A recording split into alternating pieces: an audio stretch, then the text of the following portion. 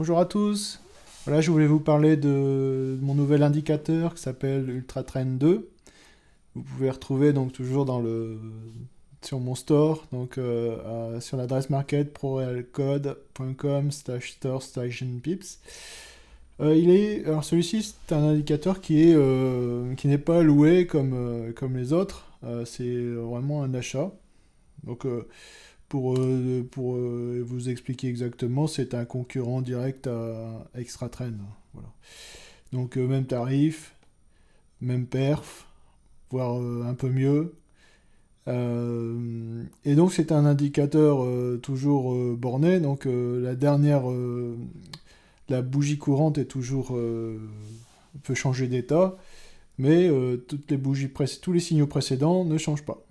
Voilà.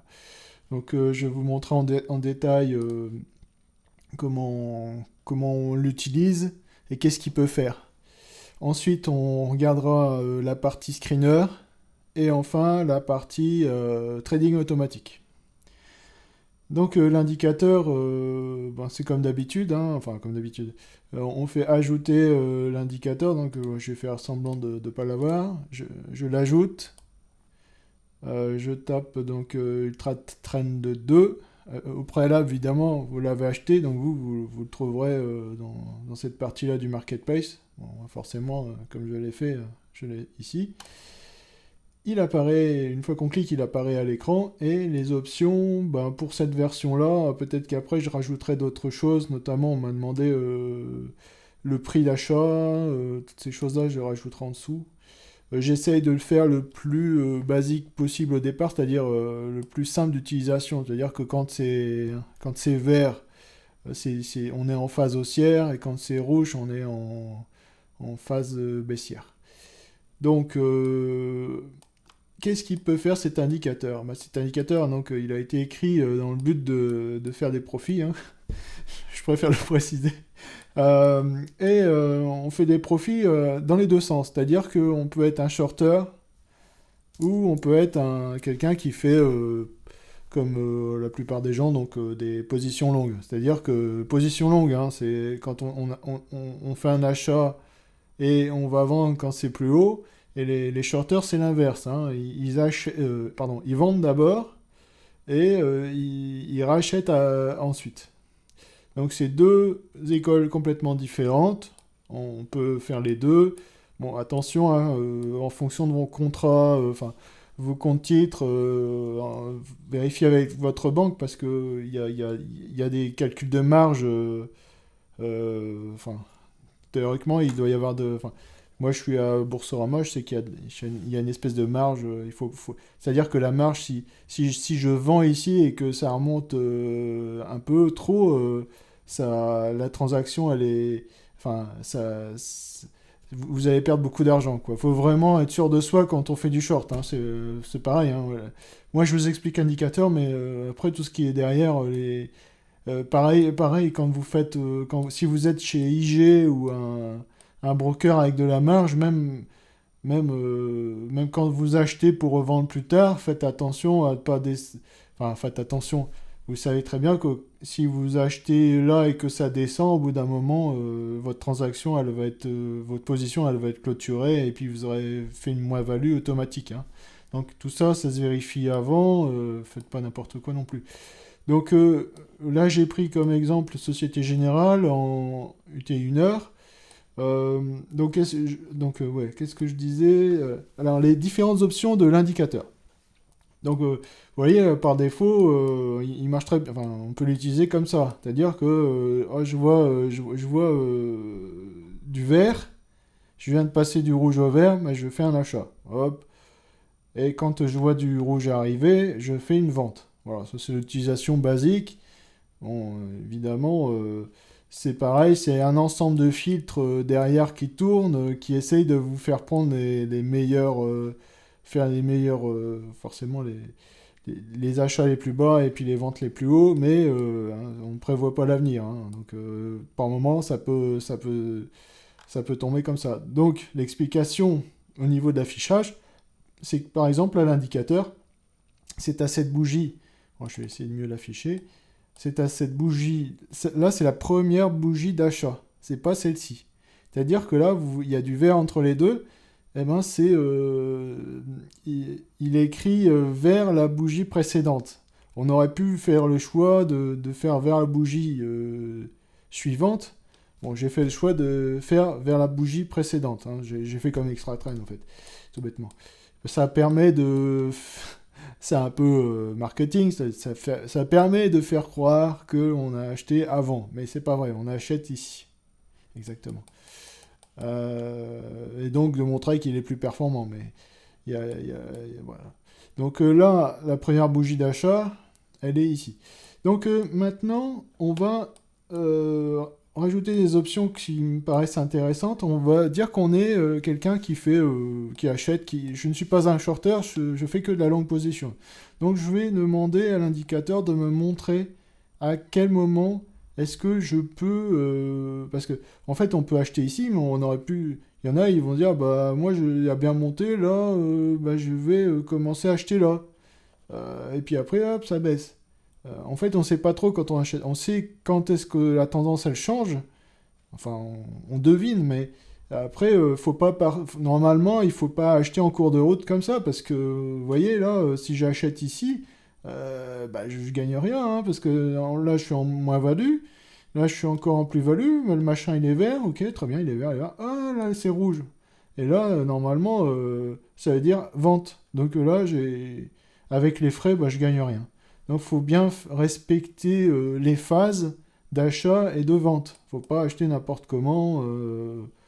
Voilà, Alors, après, bien sûr, utiliser d'autres indicateurs en plus pour parfaire. Vous voyez, il y a les moyennes, il y a plein de choses. Hein.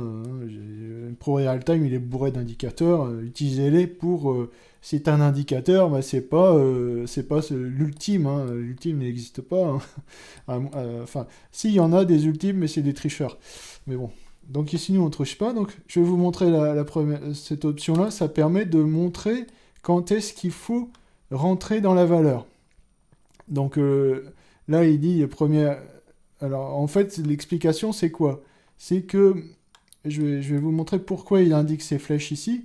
Bah, forcément, la première, c'est un peu logique qu'il la montre, mais de temps en temps, il va pas montrer l'achat. Vous voyez, là, c'était bon. Enfin, c'était bon. Non, c'était pas bon, mais il disait, là, il fallait... il sait pas, lui, que ça va se cracher derrière. Il y a sûrement eu quelque chose avec Société Générale. Je sais pas ce qui s'est passé là. Je sais même pas où est-ce qu'on est, là. On est le 26 novembre 2021. Il s'est passé un truc, peut-être des résultats, ou je ne sais pas. Vous voyez, donc à chaque fois, achat, premier achat, et après, on n'est pas obligé. Hein, lui, il vous dit, vous pouvez renforcer ici. Là, il dit achat. Là, il dit, vous voyez, achat. Et de temps en temps, voilà, c'était cet exemple-là ou cet exemple-là, vous voyez, des fois, il n'y a pas la flèche. C'est parce que lui, il pense que effectivement, c'est une phase haussière, mais ça va pas être forcément, ça va pas aller très loin. Alors, des fois, il se trompe. Hein. Vous voyez, ici, là, il aurait dû dire achat. Bon, il l'a dit qu'après. Et après, ça a monté. Bon. Donc là, je vais rajouter l'inverse, c'est-à-dire la vente. Donc, vous voyez, les flèches rouges ici, c'est pour dire j'achète ici et je vends ici. Si j'étais un shorter, je vendrais ici et là, je n'achèterais pas. Hein. C'est l'inverse, le shorter. C'est-à-dire qu'il cherche à ce que l'action baisse pour faire ses comptes. Hein, donc là, première vente, deuxième vente. Là, il lui dit barre-toi parce que apparemment ça va monter. Finalement, non. Donc là, il lui dit vas-y, prends une vente et là, achète. Bon, vous voyez, bon, c'est pas exceptionnel, hein, les perfs, hein, surtout sur Société Générale. Après, faut voir les actions, mais ça permet de un peu deviner ce qui va se passer Enfin, ça permet quand même d'optimiser ses gains. Voilà, on va dire. Alors, pourquoi est-ce qu'il y a des flèches ici et pas là, par exemple? Eh bien, je vais vous montrer une option supplémentaire, c'est de vous montrer les résistances dynamiques, en fait, sur la valeur. On les voit pas, mais... Enfin, on les voit pas. Si, on les voit, mais un œil exercé le voit, mais tout le monde les voit pas. Vous voyez, ici, il y a eu un... Ah, bon, j'ai pris ce trait-là, c'est pas grave. Vous voyez, ici, il y a eu une résistance dynamique. C'est-à-dire que le cours, on est toujours en phase haussière, mais il s'est pris une résistance. Ça voulait pas monter. Ça bloquait, ça bloquait. Et d'un coup, il y a eu un breakout. Et hop, c'est parti. Alors, là, c'est l'indicateur, il permet d'afficher ça. Donc c'est, que je me trompe pas, voilà, c'est ça. Donc là, lui, il en a identifié ici. Celle-là, il l'a pas vue. Parce que pour lui, c'était ainsi. C'était... ça, enfin, il l'a pas vu. Bah, il voit pas forcément tout non plus. Mais celle-là, il l'avait vue. Et nous, on la voyait pas par contre. C'est pour ça que la flèche, il l'a pas mis tout de suite d'achat.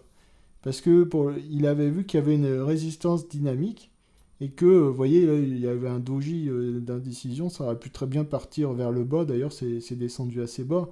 Donc c'était peut-être un faux rebond.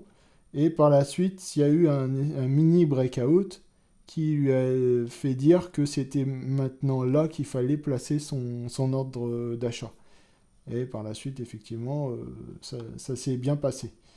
Alors, je vous montre l'autre option, c'est pour les shorters, c'est l'inverse. C'est-à-dire que il faut inverser le cours dans l'autre sens.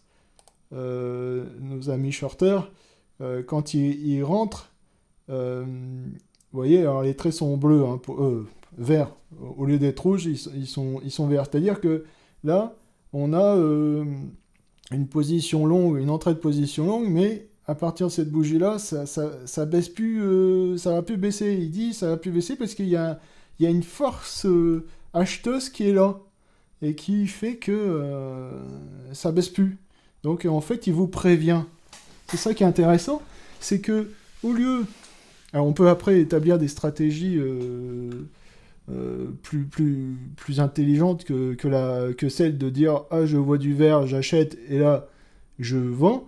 Je peux très bien dire quand je vois des traits comme ça me prévient qu'il va y avoir une inversion de tendance. Il peut y avoir une inversion de tendance, après on ne sait pas, hein, mais il peut très bien se passer que là il y a une résistance et puis après hop il y a un breakout, un breakout dans l'autre sens, hein, pour le shorter, que ça part vers le bas.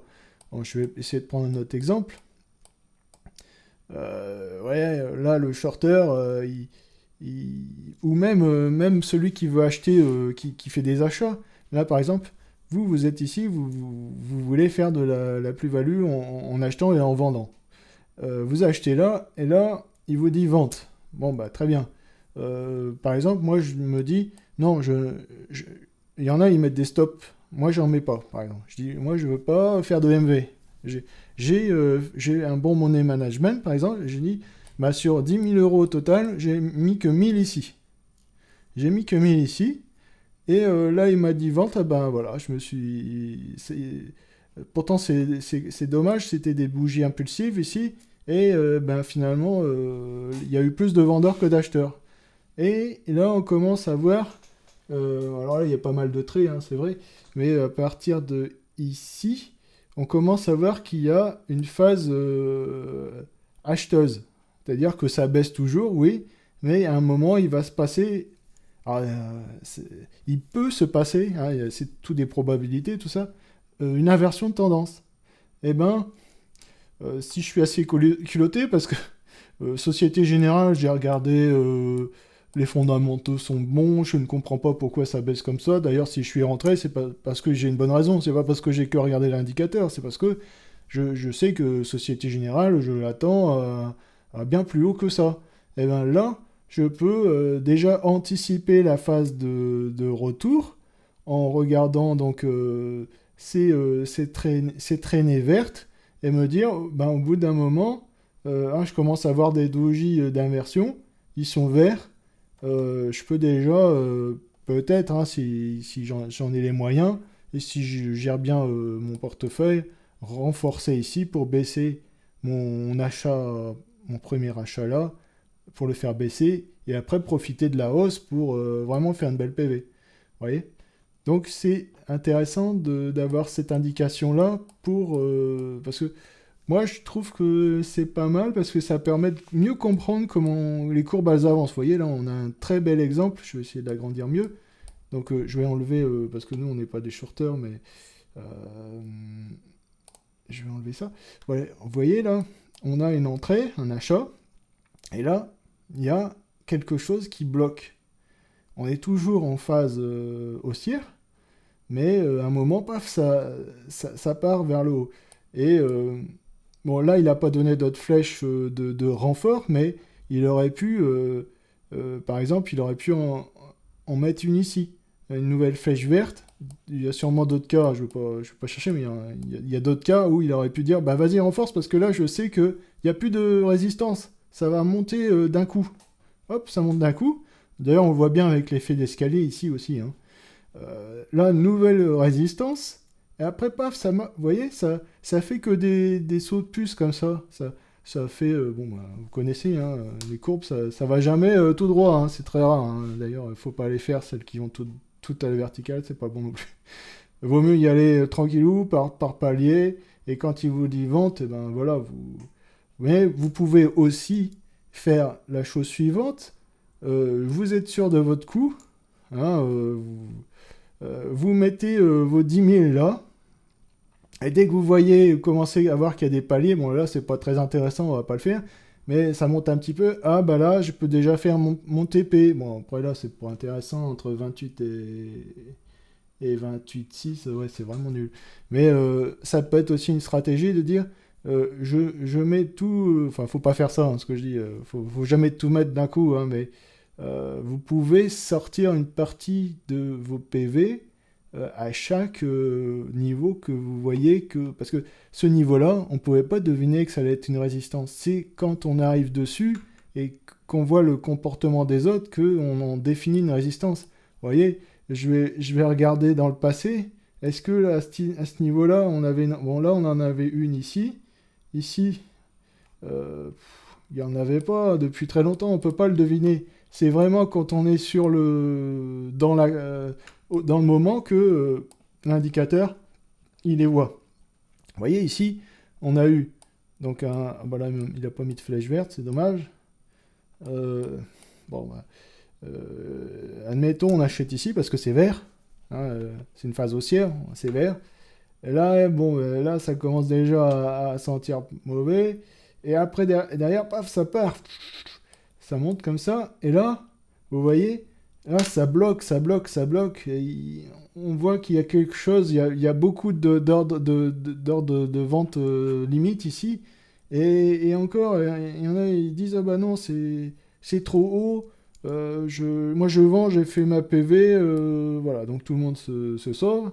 Et vous pouvez, vous, dès que vous voyez des premiers signaux comme ça, euh, commencer déjà à vendre une partie de vos positions.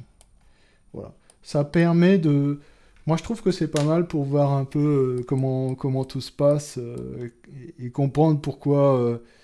Enfin, comprendre.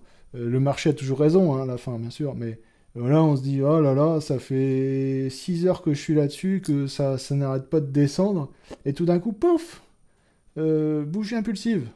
Voilà, j'en mets ici, je mets 1000 ici. Là, je remets, allez, on va dire 500. Et après, je remets 250. Je fais monter mon PRU. Mais je sais, de toute façon, si je suis sur cette action, c'est parce que je sais qu'elle va monter. Hein, j'ai regardé des sites internet ou des magazines, ils ont dit, ouais, achetez fort, voilà. Donc là, et là, euh, bon, après, vous êtes en heure ici, mais on peut jouer, faire ça en jour, hein, bien sûr. En jour, donc voilà, Société Générale, bah, ça marche. Bon, je vous montre aussi, c'est-à-dire que là, on est en pleine séance, hein, donc on voit que les valeurs, elles bougent. C'est le CAC 40 en ce moment. Voici les perfs. Bon, on est entre les fêtes de Noël et Nouvel An, donc il n'y a pas beaucoup de volume. Euh, bah, voilà, on arrive sur la deuxième partie. Donc ça, voilà, vous avez vu l'indicateur. Euh, il est pas mauvais, quoi. Euh, il voit bien, il anticipe bien quand il y a des grosses descentes. Là, il attend un petit peu avant de dire rebond. Voilà. Euh, je- Maintenant, je vais vous montrer le scanner. Donc le scanner, ben, je ferai pas mal de versions au fur et à mesure. C'est là, je l'ai mis en journalier, en position longue, mais on peut très bien. Enfin, il y a les shorters aussi, c'est dans l'autre sens. Faut pas se tromper, bien sûr, hein. Donc, qu'est-ce que c'est? Alors là, ça affiche les valeurs qui conseillent donc à l'achat, puisqu'on est en position longue. Et là, il y a la fameuse colonne que l'on peut définir avec le chiffre que l'on veut. Donc, moi, j'ai choisi un truc que je trouve pas mal, c'est toujours cette histoire de, de droite là, qui baisse, de possible breakout. Bah, j'affiche le nombre de barres ici. Et du coup, alors évidemment, il ne faut pas prendre n'importe quoi, mais si je prends la Aiko, bon, 79. Donc en 79 jours d'affilée que on a cette fameuse barre. Elle s'affiche pas parce que je l'ai. Ah oui, je l'ai enlevé, mais je vais vous le remontrer. Vous voyez, ça va faire du. Voilà. Voilà. Donc là, ça fait 79 jours que Aiko elle baisse. Bon, je sais pas pourquoi elle baisse. Mais il dit là, il y a un rebond. Un possible rebond. Alors, est-ce que c'est un rebond qui va repartir, qui va complètement inverser la tendance? Ça, l'indicateur peut pas le dire, hein. C'est... Mais ça, je trouve que c'est pas mal d'avoir fait ce... Enfin, j'ai eu cette idée-là de me dire, eh ben tiens, euh, avec toutes ces barres, si on les comptait, peut-être qu'on pourrait trouver les prochains breakouts intéressants. Parce que forcément, on nous dit il faut acheter bas. Eh ben, on va acheter bas. Alors, je crois qu'on est assez bas. Donc, on est à ICO. Je sais pas ce que ça va donner dans le futur. Hein, parce que voilà, là, je suis en train de faire la vidéo. Elle est à 5,04. À combien? Alors, je sais, oh, bah, elle a bien monté. Ah ouais. Ah, c'est intéressant parce que on est dans un mouvement haussier long terme. Et tout d'un coup, elle a fait une grosse pause là et peut-être elle va repartir. Ça peut être une bonne idée. Voilà. Donc ça c'est le screener. Qu'est-ce que je peux non, là il faut quand même qu'il y ait un peu de volume. Hein. On va pas aller prendre des trucs neufs là. C'est pas intéressant. FDJ. FDJ ça fait 32 jours consécutifs que on se prend des barres descendantes. Donc est-ce que ça va être un rebond de FDJ? Vous voyez, on est ici. Euh, ah oui, il indique la flèche parce que c'est une bougie impulsive ici. Ou alors, bon, je sais pas. En tout cas, il dit ça fait longtemps qu'elle a baissé, peut-être que ce serait intéressant de s'intéresser. Hein, parce qu'on sait que quand ça baisse fortement pendant longtemps, ben, le rebond, il risque d'être assez significatif. Vous voyez ici, là, eh ben, c'était, il a dit quoi? À la clôture, on était à 43,81 et la première, 44,41. Bon, c'était pas super intéressant, mais donc c'était pas un vrai rebond, puisqu'après elle a encore redescendu. Mais là, peut-être que elle a fini enfin de faire sa crise et elle va repartir. Donc après, il faut faire de l'AT, analyse technique, quoi, pour voir qu'est-ce qui se passe là. Je sais pas. On peut pas la faire, cette analyse. Est-ce qu'il y a une épaule tête épaule inversée ou pas? Non, y a rien. Là, on voit qu'il y a un support. Enfin, on présume que c'est un support. Il y en a un ici. Lui, il a dit, vous voyez, achat à 30, à 38,62. Voilà. Il a commencé à... Et là, il s'est déjà pris une résistance. Et là, c'est toujours une résistance. Il en est pas sorti. Bon. C'est pas très... Le marché est pas très nerveux, hein, c'est sûr. Quadient. Alors, Quadient, ça fait 27 machin que ça baisse. Euh, Est-ce que ça va être le bon rebond cette fois-ci? Pourquoi pas, hein. Enfin, voilà. C'est pertinent les résultats. Après, on peut le lancer sur du semaine, c'est peut-être pas mal en semaine. Donc c'est des actions, ça fait des lustres qu'elles baissent. Euh, Hier, il y en avait une, c'était Sensorion. Je sais pas si elle va s'afficher aujourd'hui, mais il y avait Sensorion et ça avait bien monté.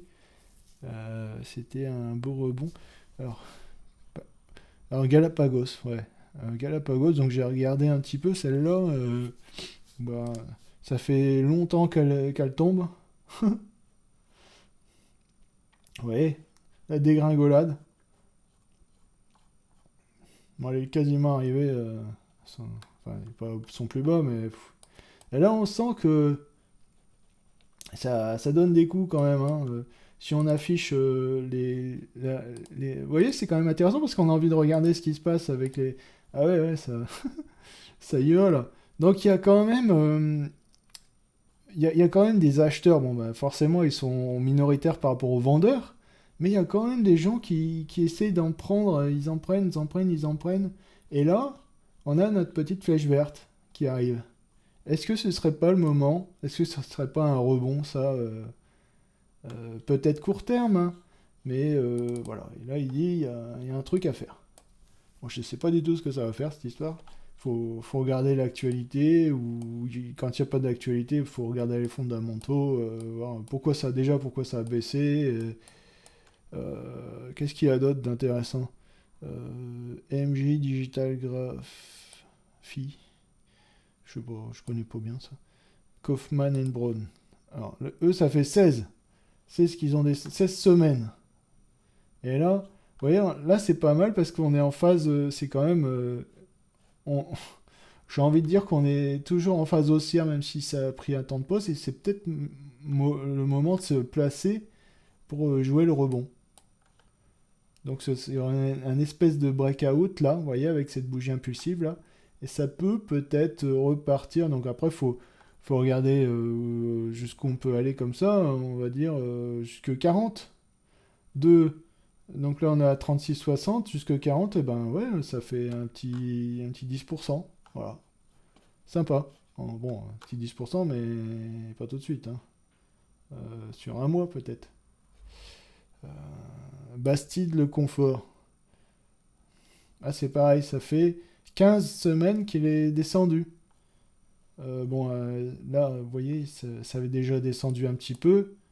Euh, Est-ce qu'il y a une corrélation entre plus le chiffre est grand, plus à un bout d'un moment ça repart dans l'autre sens, peut-être, je sais pas, hein. Ça je sais pas trop. Mais voilà, c'est un screener, je trouve qu'il est pertinent. Il n'est pas vendu encore, hein, faut que je le mette. Je vais le mettre bientôt, je pense qu'il est au point, hein. Bah, dites-moi, mettez un commentaire, dites-moi ce que vous en pensez. Si, qu'est-ce que- Bon, on peut mettre qu'un chiffre, hein, on peut pas, on est limité avec la plateforme, on peut pas en mettre 12. J'aimerais bien mettre d'autres trucs, mais on peut pas. C'est un chiffre ici, une colonne personnalisée, le reste c'est des choses de la plateforme et on peut pas les changer. Euh, CGG, ça fait 6 semaines que ça baisse. Ah bah, Sensorion, il est là, tiens. Euh, Ça fait 6 semaines que ça baisse, mais ça baisse pas tellement. Ça fait du surplace, on va dire. Voilà. Vous voyez, là, c'était intéressant. Là. Et ça avait bien baissé. Tout d'un coup, rebond technique. Tac. Et là, il a dit rachète, renforce. Et là, tu vends. Et là, ça faisait quoi, ça? C'était intéressant. J'ai même pas sûr. Parce que bon, c'est vadé, hein, il y a de la vade là-dessus. Donc je me mets à la clôture ici, et puis là, je me mets à la clôture de celle-ci. Bon, ça faisait 10% quand même. Bon. C'est dangereux quand même, hein, les valeurs vadées. Regardez bien quand vous achetez des choses, des trucs sympas. Restez sur le CAC 40 et encore, hein, faites attention. Ouais. Donc voilà. Juste, attendez, je voulais regarder Sensorion, là, comme j'en ai parlé tout à l'heure. Sensorion, donc hier ça avait fait. Ça avait bien pulsé. Bon, ça reste sur un support. Et ça a l'air de vouloir repartir, mais on voit que là, il y a des grosses résistances quand même. Je sais pas du tout ce que c'est ce truc. Enfin bref. Donc dernière partie, c'est le trading automatique. Alors, trading automatique, alors là, c'est pas prêt d'être vendu parce que sur la plateforme où je le commercialise, il faut le tester avec un vrai portefeuille pendant quelques mois et montrer que le trade est profitable. Donc, je vais devoir ouvrir un compte titre et puis mettre un peu d'argent dessus pour voir ce que ça donne. Mais bon, on va dire que on fait des tests et alors où est-ce qu'il est mon truc? C'est celui-là. Alors, ce sera en jour et il y a du cumulate order, c'est-à-dire que on met pas tout d'un coup, on fait pas des all-in. L'exemple que j'ai pris, c'est vous avez 10 000 euros et chaque ordre c'est 1000 euros. Parce qu'on sait qu'une action, quand ça... Ah, ça marche pas bien. Ah non, c'est à la semaine. Non, j'ai dit en jour. Normalement, ça marche bien. Bon, évidemment, ici, ça ne marche pas bien. Sensorion, on s'en sort pas. Bon, c'est pas méchant la perte, mais c'est pas du tout efficace. À un moment, waouh! Oh, oh, oh. C'était descendu à 7000 quand même. Bon, c'était remonté, mais bon, c'est pas une bonne valeur, ça, sensorion. On va prendre les actions du CAC. Et je vais prendre toute la liste ici. Donc, Veolia. Donc, le truc, qu'est-ce qu'il fait? En fait, ben, c'est tout simple. Hein. Enfin, c'est tout simple. Je vais enlever les toiles d'araignée, là. Tac, tac. Et puis, je vais enlever les flèches. On va regarder exactement la stratégie, comment elle fonctionne. Alors, donc là, quand c'est une croix comme ça, c'est une vente. Et quand c'est des flèches, c'est des achats. Donc moi, j'ai pas pu trouver mieux que ça. C'est-à-dire que c'est un peu le comportement humain. Enfin, moi, c'est mon comportement. C'est-à-dire que ben, j'aime pas faire de moins-value, comme tout le monde. Mais je ne mets pas de stop. Je mets pas de stop. Par contre, je renforce. Je renforce. Je renforce et je vends. Voilà, c'est ça qui se passe. Donc, 1000, on dit qu'on a un portefeuille, enfin, on a des liquidités, on a 10 000 de liquidités. Bon, après ça, on peut le changer, hein, les chiffres, hein, c'est dans le script, on pourra le changer. Et à chaque fois, je mets 1000. Donc j'ai mis 1000 à 21,95, 1000 à 20,74, et là j'ai renforcé. J'ai renforcé et j'ai vendu. Donc là, parfait, ça, vous voyez, donc je suis passé forcément de 10 000 au départ, on est à 10 000 ici au début, et je suis monté à 11 000, et après, il s'est passé un accident. Donc vous voyez, ici, là, on voit le nombre les quantités d'actions qu'on a. Donc là, j'en ai 30 j'en ai 40. Après, j'en ai 88 et après, j'en ai 146. Vous voyez, donc la première, un très mauvais achat. L'indicateur, il pensait que c'était reparti et badaboum. Mais on n'a pas vendu. On ne fait pas de MV. Donc là, j'ai 1000 euros. Là, je remets 1000. Ah. Et je remets 1000 et je vends. Donc j'ai vendu à 19,67 et j'ai acheté à 18,78, 18,60 et là par contre j'ai à 26,35. Lui il a dit c'est bon on arrête là parce que je le sais, je le sens pas la suite là et bon il a bien fait. Sauf que après nouvelle phase d'achat, il en a repris pour 4000 et après il a revendu. Donc bon, ça va, il tient bien la route. Et puis après, Veolia, comme c'est une bonne, parce que on met pas, évidemment, hein, vous n'allez pas mettre ça sur des small cap. Hein, vous restez sur le CAC 40 et puis vous, euh, vous prenez à l'heure de bons pères de famille. Hein, faites pas n'importe quoi non plus, quoi. Vous pouvez perdre beaucoup d'argent. Donc, parce que le trading automatique, il n'a pas d'état d'âme. Hein, c'est, il, il achète et puis c'est tout. Vous regardez quand même de temps en temps euh, comment ça se passe. Il ne faut pas le laisser faire driver votre portefeuille comme ça. Quoi. Bon, donc là, ben, c'est profitable, bravo. Donc c'est profitable sur combien de temps? Une, 2 années, quasiment 3 années hein, quand même. Hein, pour gagner à peu près 20%. Bon, après on peut modifier les sommes, on peut... bon, voilà. Moi, j'ai sorti le trading automatique parce qu'on me le demande. Donc, s'il y a une demande, ben, il faut faire une offre. Voilà, ça c'est mon offre. J'ai pas réussi à faire mieux. Peut-être qu'il y a d'autres robots qui font mieux, mais bah, voilà. C'est basé sur l'indicateur et bah, je sais pas, regardez. Dassault, alors, Dassault ça a bien monté, on le sait, donc forcément ça se passe bien. Ah si, il y a un petit test à faire, c'est on prend la valeur ici comme si on avait mis par exemple 1000 ici et on regarde combien on aurait fait 170%.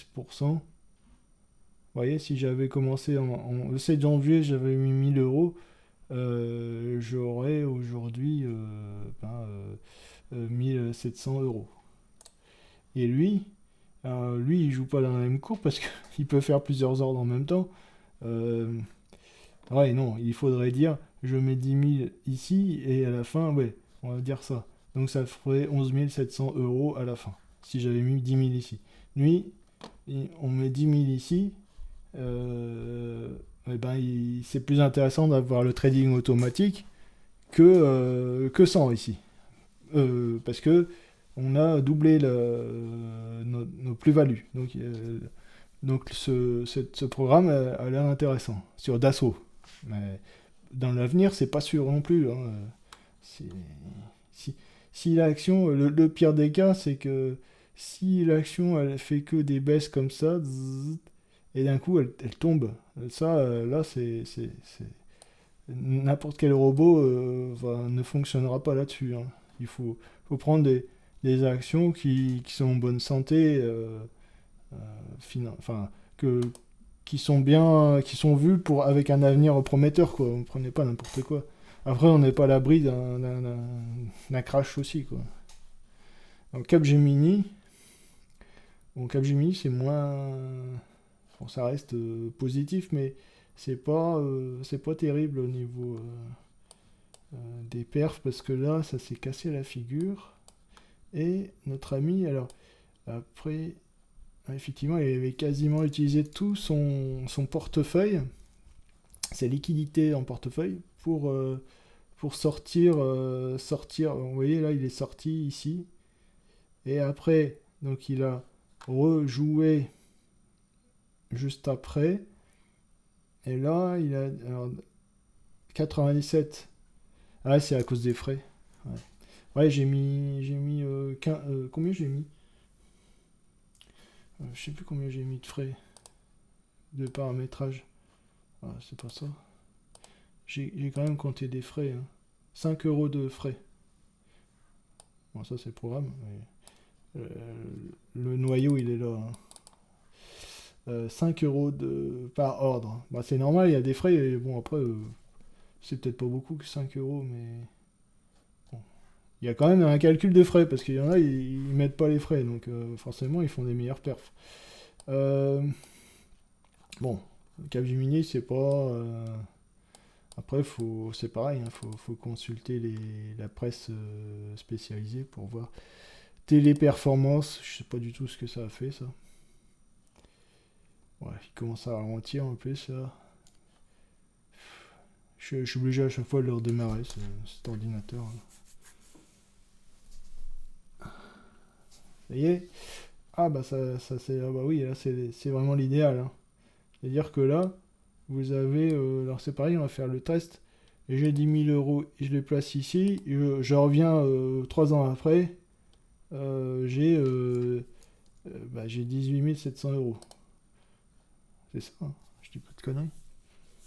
Ouais, c'est ça. Donc là, il est pas aussi profitable parce que bon, je n'ai que 13 000. D'accord. Ouais. Ouais, bah après, pourtant, comment ça se fait ça? C'est pas normal. Vu qu'à chaque fois, il fait que gagner, comment... Ah oui, là, il y a une cassure. Et il a vendu ici. Ouais. Faudrait peut-être que ouais, je vois ce que... Moi, je l'améliorerai là, parce qu'il faut... il prend comme PRU la dernière opération. J'ai pas fait un programme très... euh, il faut que je prenne le PRU de lui et que je fasse la moyenne des deux pour qu'ils vendent plus haut. Du coup, ça sera meilleur. Bon, c'est pas non plus ultra mauvais, quoi, mais c'est sûr que là, si on fait pas d'opération de téléperformance, bah, sans, ça marche beaucoup mieux.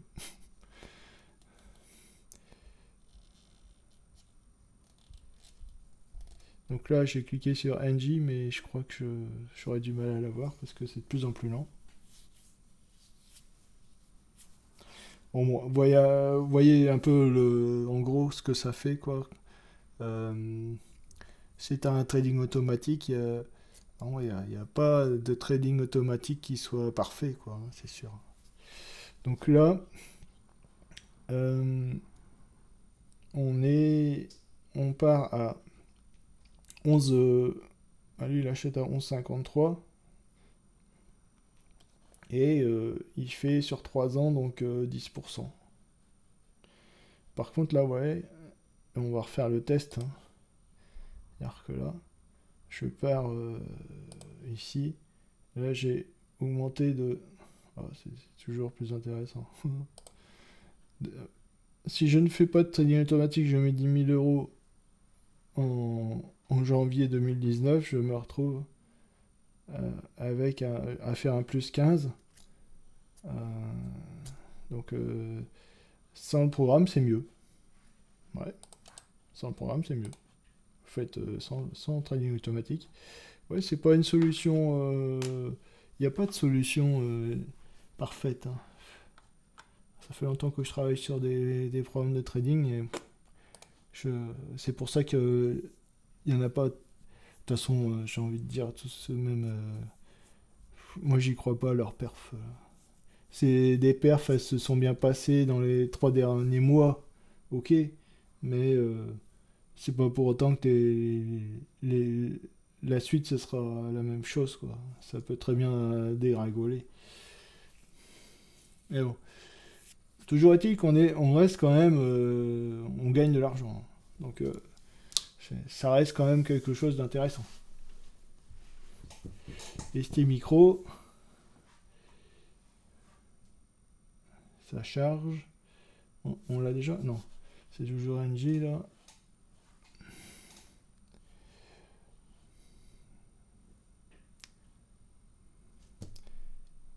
Mais je pense que les ordres cumulés, c'est le mieux. Parce que si vous faites qu'un ordre et que vous vendez, ça.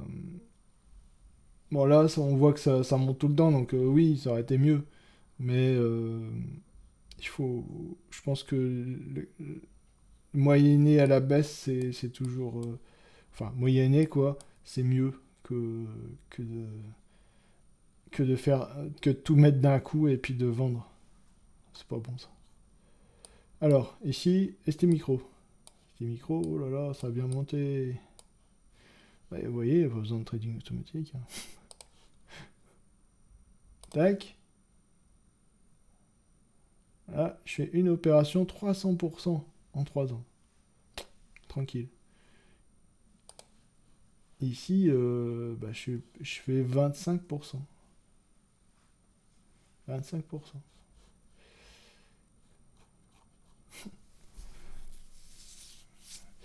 Ouais. Bon, c'est pas nul, hein. À un moment, là, ça s'est cassé la figure. Euh, bon, bah, je pense que là, c'est vraiment le top de la période pour acheter. C'était en 2019, c'était vraiment bien. C'est pour ça que euh, on pourra, on aura du mal à faire mieux.